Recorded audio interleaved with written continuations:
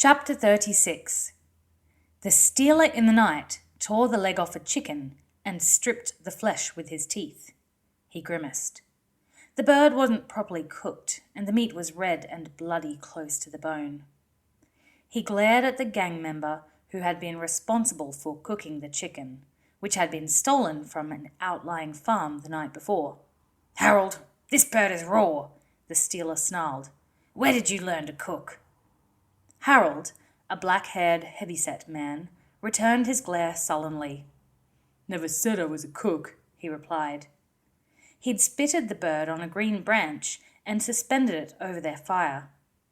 But he didn't wait for the flames to die down to hot coals, and soon the outer skin was blackening and charring. Assuming that the meat inside would be the same, he'd taken it off the fire and served it to his leader. The stealer threw the leg bone into the bushes. Then, his anger mounting, he grabbed the rest of the chicken carcass and sent it spinning after the leg. "Get me some cheese and bread," he ordered. "Even you couldn't mess that up. And some ale as well." Harold muttered angrily to himself, but he kept the comments down. Bitter experience had taught him that the stealer had a vicious temper, and an uncertain one. The leader of the kidnappers was dressed all in black, the colour he wore when he entered households and stole children away. He was above average height and well built, although he was running to fat and had thickened round the middle. His hair had once been blonde, almost white. Now it was a dirty grey colour. It hung to his neck and was matted in thick strings. The stealer didn't believe in washing it too often. His features were regular. His chin was strong, although the same tendency to fat was becoming apparent around his chin and neck. This would have been a handsome face except for the eyes and mouth. The eyes were pale, tinged with yellow. They were like a wolf's eyes, he had been told once, although the man who had told him regretted those words a few minutes after uttering them. They were cold, cruel eyes, and they were matched by the thin-lipped mouth that turned down at the corners. Nobody could remember seeing him smile. Harold placed a wooden platter before him, with a hunk of strong cheese and the end of a loaf of bread. The stealer grunted, drew his belt knife, and cut himself some of the cheese. "Where's the ale?" he demanded. His follower turned hurriedly back to the supply table and drew a mug of ale from a small cask. The stealer grunted again when it was placed in front of him. The words "thank you" didn't seem to be part of his vocabulary. They were in the camp that was their temporary headquarters. There were 9 men, including the stealer himself and the blue-cloaked story man. In addition, there were 5 children, with ages ranging from 10 to 14, chained together underneath a large tree. The stealer glanced at them now. They were huddled under the tree, where a torn piece of canvas was stretched over the branches to provide them with cover in the event of rain. The kidnappers themselves shared small 2-man tents, except for the stealer. As leader, he demanded a tent to himself. It was larger than the low-standing tents his followers slept in, and where they made do with sleeping blankets on the ground, he had a small folding camp bed. The gang had been abducting children from small villages throughout Trelith Fife for several months. They targeted small villages, remote from one another and with little or no communication between them.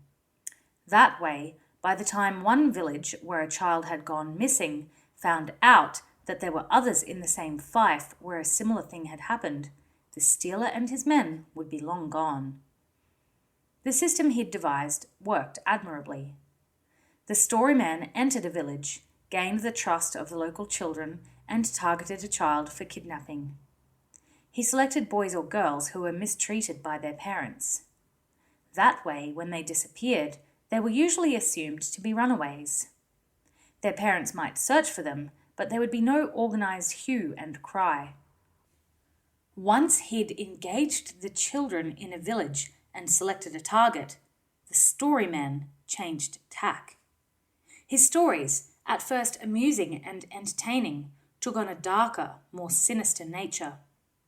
He described the fearsome person known as the Stealer, a figure from the shadows, who stalked through the land seeking out children and stealing them away to his realm in the netherworld. He warned the children that if the Stealer should visit their village, they were to say nothing about him. They were never to discuss him with their parents or any other adult. If they did, the Stealer would know, and he would wreak terrible vengeance upon them. The storyman was an accomplished raconteur. By the time he moved on from a village, the children were usually terrified out of their wits. That way, when one of their number disappeared shortly after, they said nothing. It was a clever stratagem. In many cases, in poor villages like the ones they preyed on, several children would sleep in the same room. If by chance a child woke and saw the black-clad figure, the fear engendered by the storyman would ensure that he or she remained mute and terrified. The children knew if they interfered, if they said anything about him or tried to raise the alarm, they would disappear along with their companion. The Stealer's gang had been operating this way for the past 12 months, moving from one fief to another, changing their area of operation frequently so that no word of their activities ever reached the authorities. Once they settled in a new area, they would begin abducting children. Then, when they had sufficient prisoners, usually 10 or 12, they would move on to the next phase of their operations. The Stealer heard hoofbeats and looked up. One of his scouts had ridden into the camp.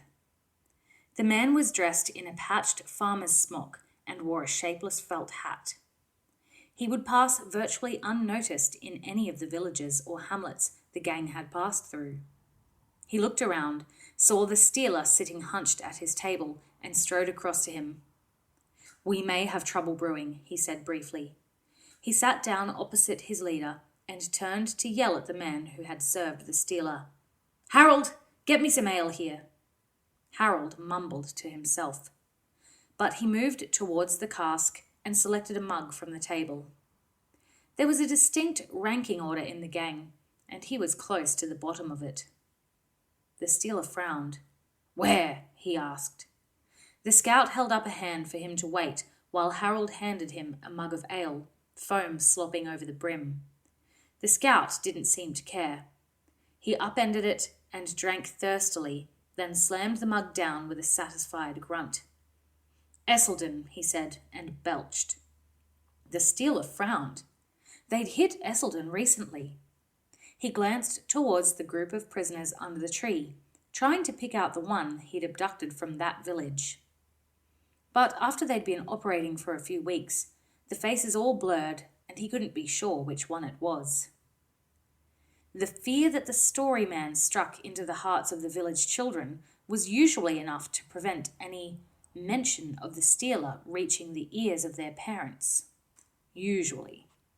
But there was always the chance that a child, braver or more foolish than the others, might talk. If that happened, the villagers would be alerted to the presence of the Stealer in their area and might well mount a search for the missing child. And in that case, the gang would have to move on to a new fief to avoid discovery. To gain early warning of such an occurrence, the Stealer had his scouts make regular visits back to the villages where they'd already struck to make sure that their secret was still secure.